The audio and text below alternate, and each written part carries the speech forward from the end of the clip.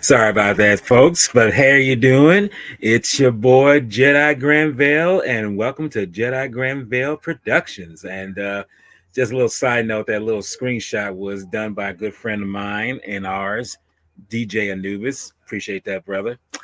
But as you can tell, that this is a live stream here, and I'm doing a live unboxing. And hopefully, what you see is something that you might want to gather yourself to, add to your collection of, memorable stuff, that is kaiju or tokusatsu related to. But without further ado, let's get this ball rolling and, we'll just go through the motions here.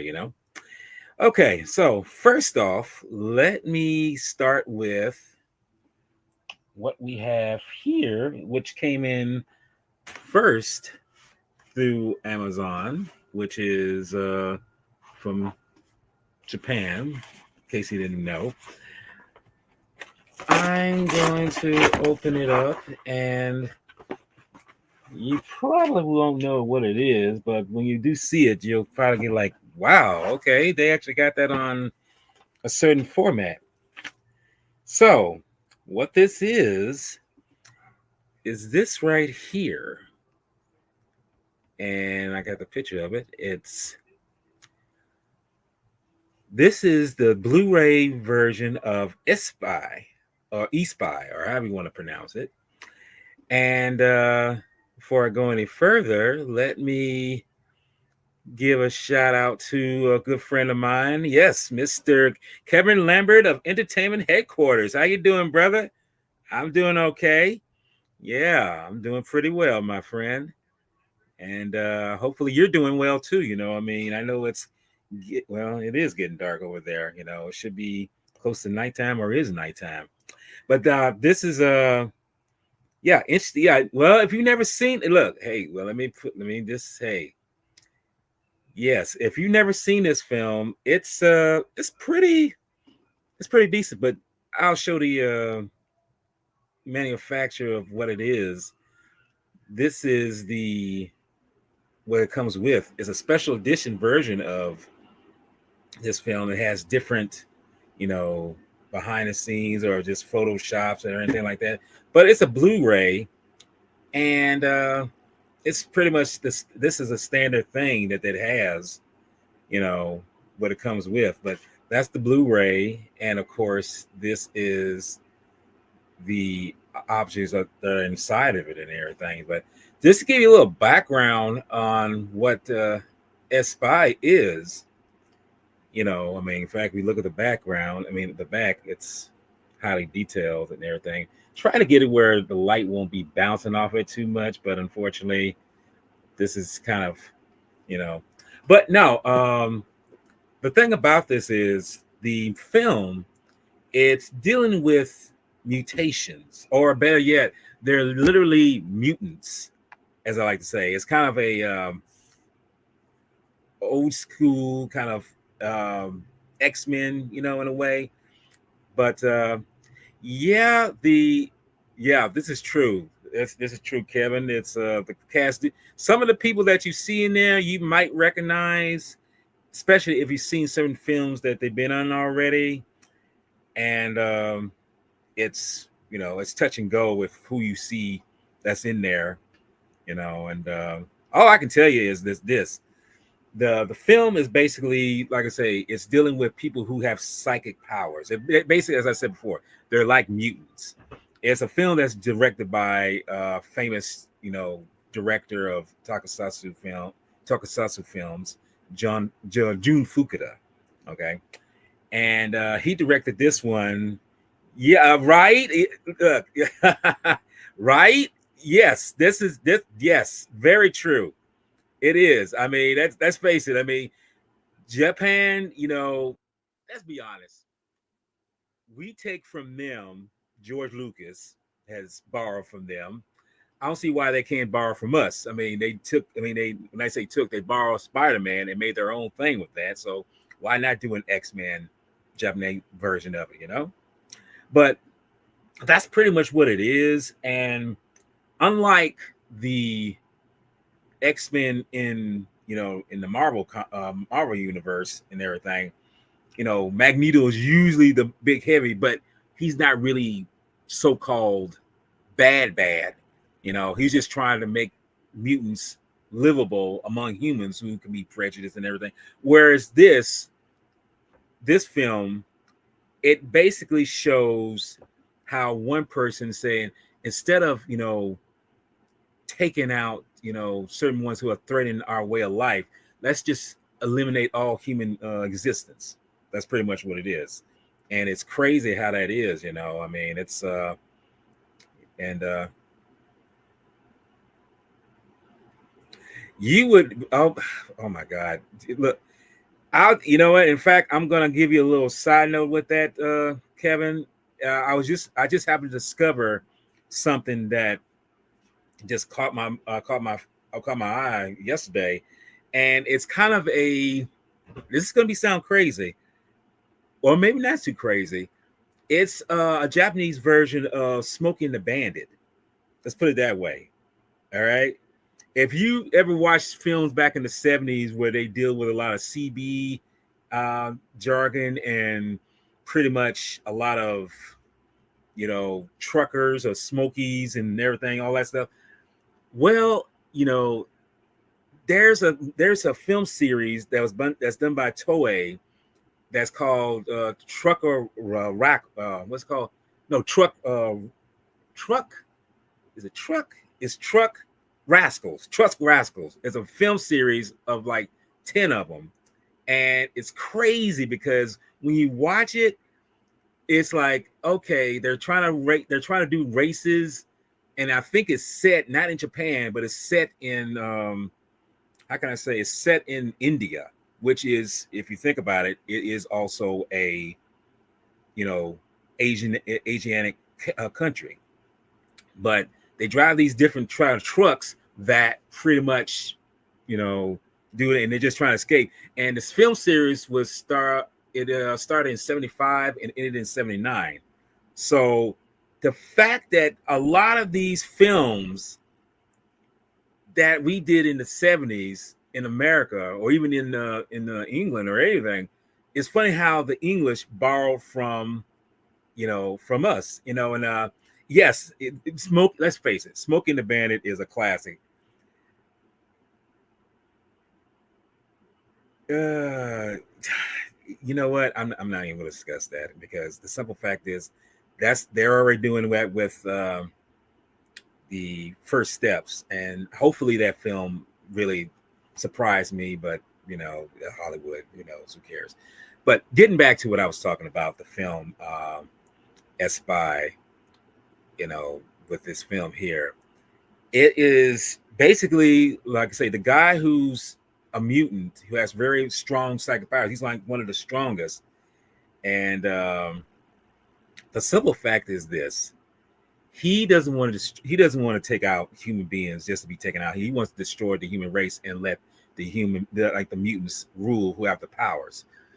So, with that being said, he tries, and this is back then. This is back in his early 70s. This is when the Cold War was so dominant. And we know the Cold War was such a pivotal point in our lives. I mean, things were going on, and Vietnam was about to end, whatnot. But human beings were, in his mind, are just evil by nature. So he figures, like, let's start World War III and end them pretty quickly. So that's how it goes with that. But this is the DVD, this is the Blu-ray of it, and I recently saw it, and I said I had to have this. I had to get this because this is a pretty decent film.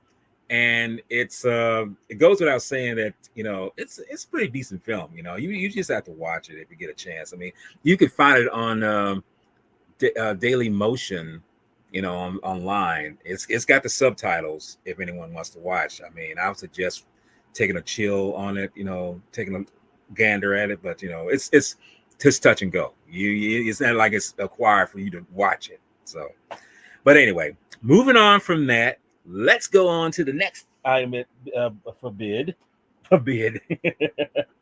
uh, Let me see here. Yes, here it is. We got another one. How you doing? I can't show the other side because it's got addresses and everything. I'm not showing that to you. That's not for your eyes only.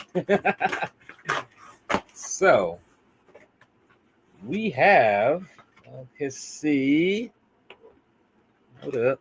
Move that out the way. And we will show what this is. Yes, this is the Godzilla 70. In fact, I'll put up what it is. The Godzilla 70 anniversary short films. I think not just short film, but short films that celebrate Godzilla's anniversary and everything. Hold on, I'm trying to. Wait a minute, what's going on here? Okay. Okay, back on that. And what's up there, Tony? How you doing, brother? You doing okay? Yes. You see your boy just fooling around here, playing around. But no, it's if you actually look at the back, it's actually, let me see if I can get it up where the light won't be bouncing off of it. Yeah, see, I think it's like the modern day Hedorah, Gigan, and that Jet Jaguar films all on one Blu-ray. The last 3-4 years of it, 4 or 5 years, it's all on this Blu-ray. When I saw it on let me see. Well, that's good, brother. I mean, as long as you're okay, we're okay too, because that's what we like to hear. If you're like sort of okay, it's like, well, that's still good. But if you're like something's wrong, hey, we feel your pain too. That's how it is. But now getting back to this is something that's on Japanese Amazon, and I didn't really know what it was until I really looked it up, and it's like, oh, it's all those short films that we saw that commemorates Godzilla's birthday. I was like, oh shit, November the 3rd. I was like, okay, 1954, 70 years. And we have 1, 2, 3, 4, 5. Yes. So it is 5 years. Yes, 5 years, or at least 4 or 5 years of the short film celebrating his birthday. And it's 70 years worth. And, they figure like, well, you can't see it on YouTube, so let's put it on a special Blu-ray and and go from there. See, pretty chill. That's what I like.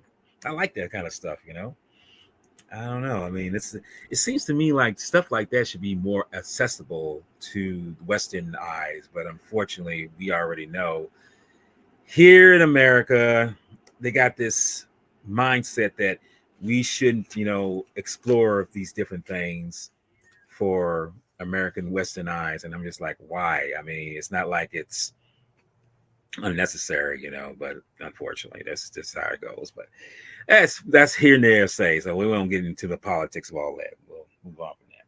So on to the next one. And this one in particular, I was definitely waiting for.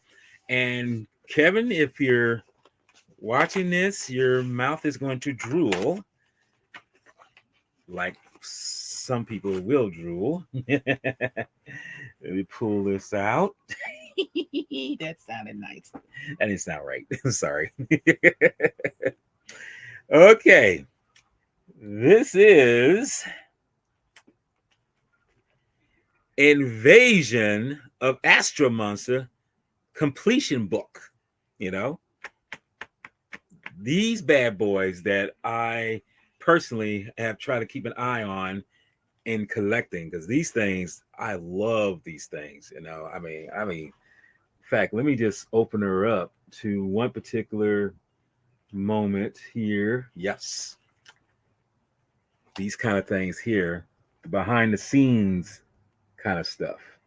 You know, this is what I love. I just love behind the scenes, you know, moments of films that are classics, because to me, the craftsmanship and how it goes into making these films, how anything is making these films. Oh shoot! Wait a minute, hold up. Let me, Mister Lieutenant. What's up, Nina? Haven't heard, dude. Yes, yes, you're right, sir. I am an old man, but you know what? With old age comes supposedly wisdom, but I ain't wise, so I'll just go from there. But yes, brother, how you doing? Hope you're doing okay where you're at.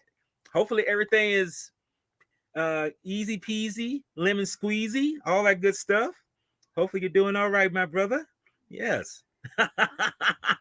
Oh my God. But no, dude, like I say, kind of pull down the pull down, kind of show the back of it. You know, just shows little behind the scenes stuff there and everything. You know, I mean, it's I mean, the cover right here too. You know, the cover is like dynamite. Okay, brother. I mean, that's just how it is. You know, I mean, this is let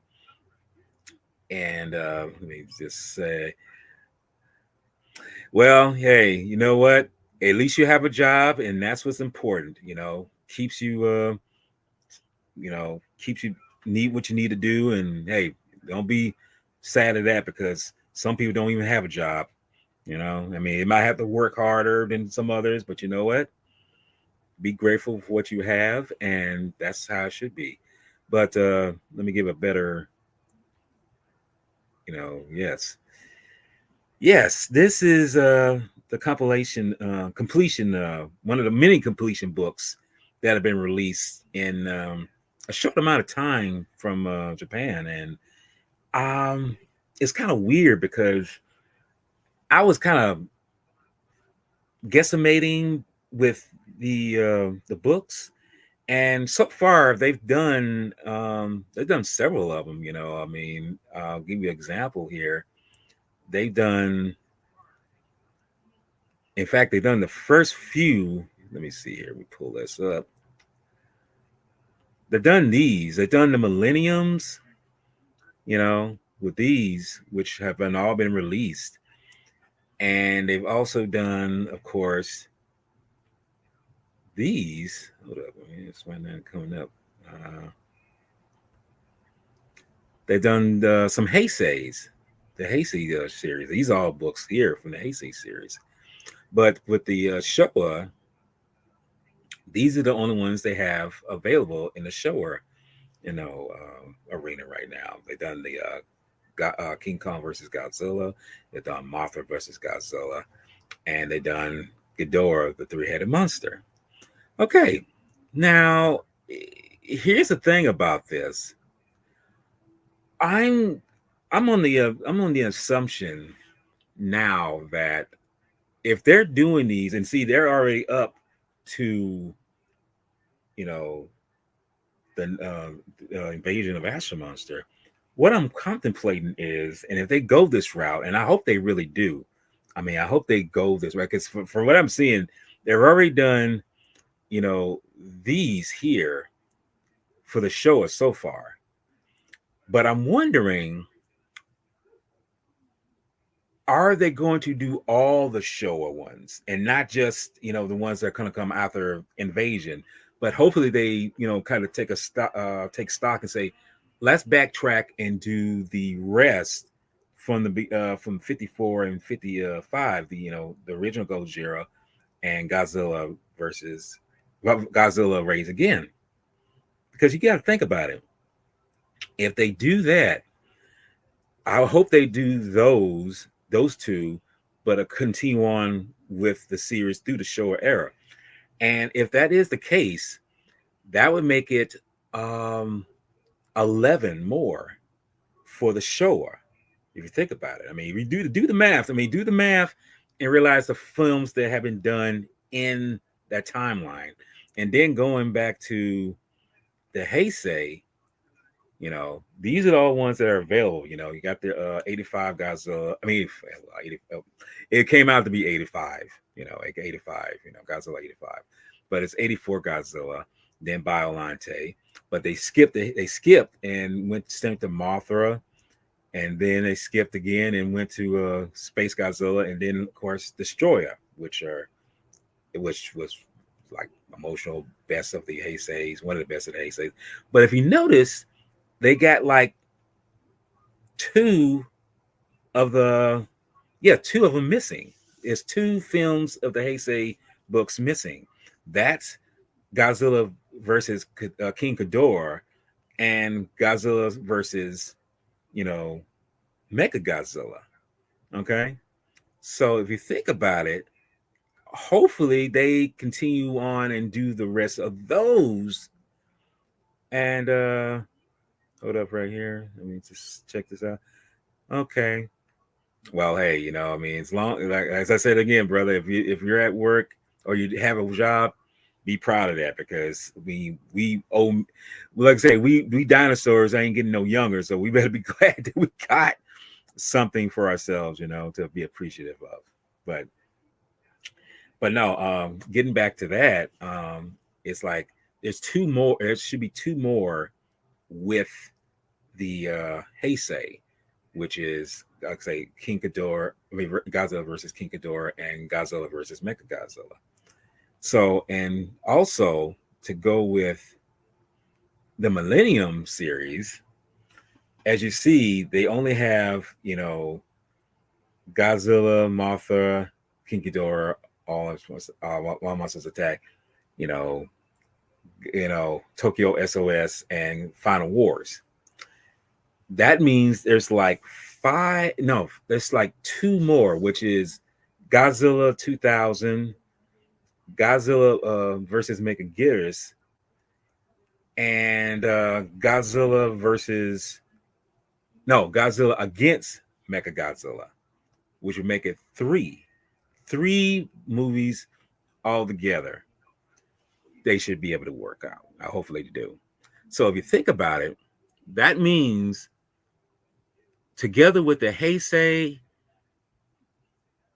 Showa, and the remaining three of the of the Millennium, that means that hopefully we will be seeing in the future tense, along with this and the various other ones that I've shown you, we should get like 16 more books available to come into play.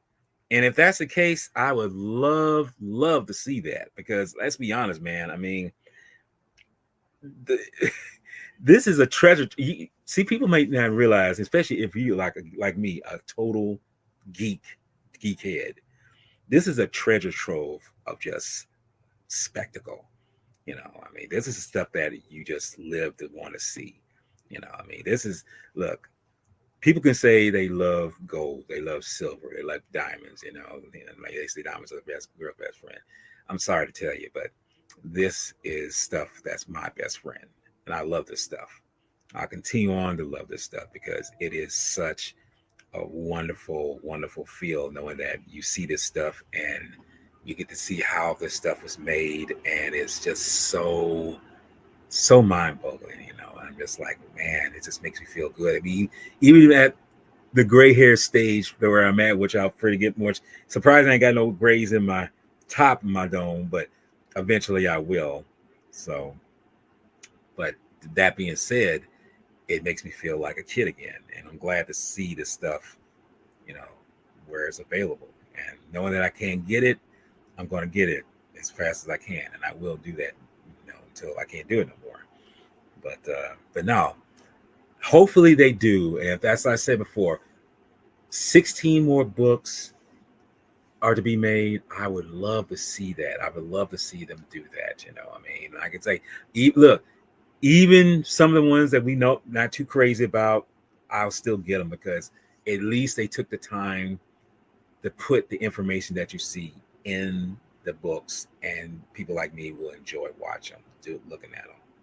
So, but with that being said, I have one more item that I have, and it's one that I was so grateful to have gotten because I've been looking for this particular item for a while, and it took some time to actually get it. And it's funny thing is, it's not kaiju related, but if anyone knows me pretty well, I'm someone who loves, you know, soundtracks, or at least loves music that goes along with the movies that are being played. I mean, let's face it, John Williams, master at his craft, and even though he's retired now, hey, like I say, he had a good run, and that's what matters the most. But unlike him, there are other classic, composers that a lot of us might be fans of, and some that we don't give too much credit to because maybe they feel like they're not as, some people may not feel like they're as big as some other ones like Jerry Goldsmith or John Barry or whoever. But the thing about that is when you find someone that you appreciate and like, you come to realize like these are the ones that you fall in love with and know that you can appreciate them taking the time to do what they do. Well, I took the time and I found this particular, you know, yes, I found this particular, I've been looking for this particular soundtrack to a film that most people would not even gather to guess, but it is the soundtrack to Roadhouse, which is composed and conducted by Michael Kamen. And if anyone doesn't know who Michael Kamen is, and here's the soundtrack here, so just in case you just wonder. If anyone doesn't know who Michael Kamen is, I'll just explain in real quick detail. Michael Kamen is he was a well-known composer, but he passed away some time ago, like back 20 years ago. But he composed some great scores for 3 of the Die Hards, all the Lethal Weapon films, and he's done various other scores for, say, films like Stephen King's The Dead Zone. He's done, in fact, I have a, live stream to be doing tomorrow where we're discussing Event Horizon, where he did the score for that film. And if you listen to that score, it's pretty, it's it'll grab you, it'll haunt you a little bit. But he also did the first X-Men film. He scored that one until he fell prey to illness and years later, and unfortunately his passing. But anyway, the thing about Roadhouse, the thing about this film, okay, it's a modern day Western. Okay, it's a modern day Western. And if you watch the film, when you just get a grasp of the film, you figure like, okay, it's a modern day Western, what kind of music they're going to play. And some of the music that they play, the songs especially, they fit in with the narrative of what, Roadhouse is. It's a modern day Western. You get that. But for some reason, Michael Kamen's music to this film, the score he does, it gives us such a different tone that I never expected. And when you listen to it, you're just like, okay, this is hammering home that this is a serious situation. Excuse me, serious situation that you hear, because it lets you know that it's like I say, there's some stuff going down. There is some true shit going down. But that being said, his score for the film made me come to be an instant fan of his. And the funny thing about that is that when before this film, I had films that I heard with him score for the first Lethal Weapon and for the first Die Hard, and I'm thinking like, and they were all good scores. They were all beautiful made scores. I would think like, okay, that should be. I mean, that should have grabbed me the first time. I guess unfortunately it really didn't, and I guess it just passed me by. And like I say, when I rewatched them later after Roadhouse, I was like, oh, I get to appreciate. I appreciate it. I appreciate him more.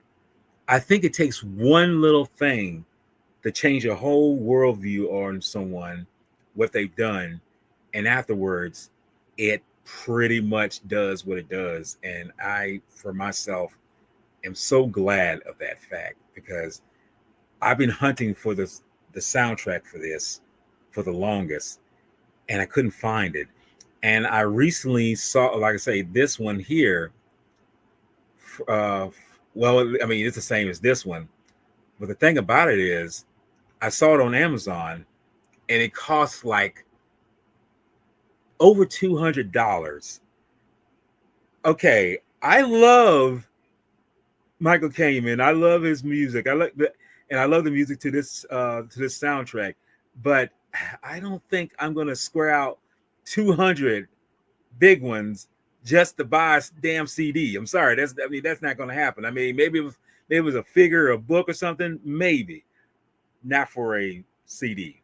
It's not gonna happen. Sorry, but that is just how it is, and I finally got it through other channels, and I'm just just a lot of just happy, and I'm just like, hey, now I get to hear the soundtrack. I mean, I have the movie, but I love to just hear the music itself play and listen to what it is. So, but yeah, I mean, it's like I say, certain things you don't need, but I want to have something that at least have sense that okay, I want to hear this, and this is what is being brought to my ears, and like I say, now I have it. So there you go.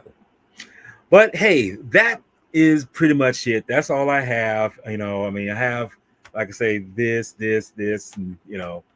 and like I say, that's pretty much a wrap. I mean, hey, nothing more I can say about that except one thing. I'm pretty sure everyone saw the trailer for this. And let me just say, hopefully, as I said before, I really do hope this film has teeth. I really do hope it does.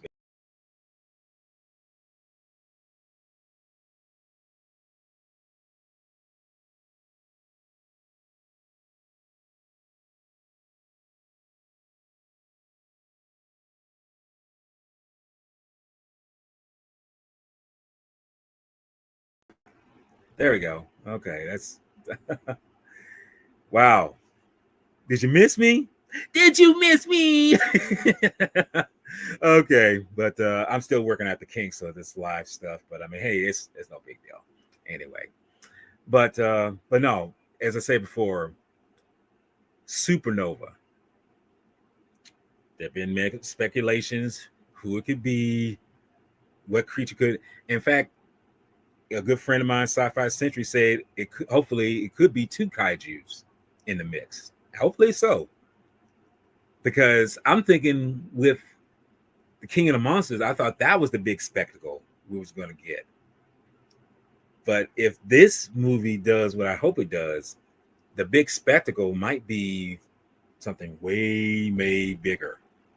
So we'll see. But that being said, that's being concluded. I done that today, and I'm just so, like I said, I'm glad with what I got and everything. And I hope everyone who watched, Tony of the Dead, Nina, hey brother, good to hear from you. And Kevin, good to hear from you too. Hopefully I enjoyed this. I mean, it wasn't that long. It wasn't going to be that long. It was just going to be, like I say, it might have been 20 minutes, but it's gone over almost 35 minutes. So, hey, I'm okay with that. But with that being said, y'all have, I always close out with saying, Y'all take care. Y'all be patient and always keep the kaiju love alive. I'm out.